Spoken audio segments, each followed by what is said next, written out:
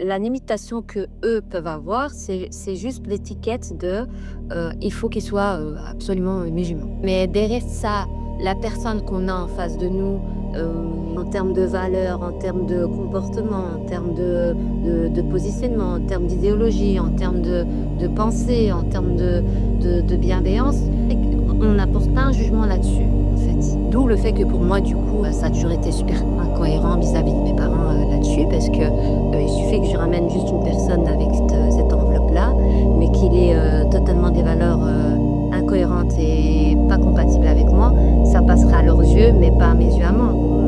Et donc, pour revenir à Victor, moi, comme je te l'ai dit dans mes réponses, on se rejoint énormément dans les valeurs et c'est ce qui m'a amené à vouloir continuer et vivre notre relation. Et c'est ce que j'ai essayé de lui faire comprendre à lui, parce que lui, il l'a vécu comme du rejet, ce que je comprends, comme une non-acceptation, comme un jugement de sa personne qui ne se sent pas finalement aimé et apprécié.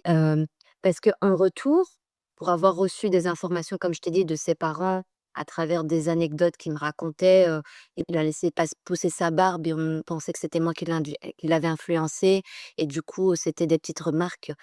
Barbe de djihadiste, par exemple. Donc, moi, de mon côté, je le prends, c'est-à-dire je le prends mal, mais j ça me fait rire. OK. Je OK, donc c'est des valeurs universelles que tu aimes chez Victor, qui est en fait aussi une trace de l'héritage, catholique chrétien, donc de l'Europe de l'Ouest.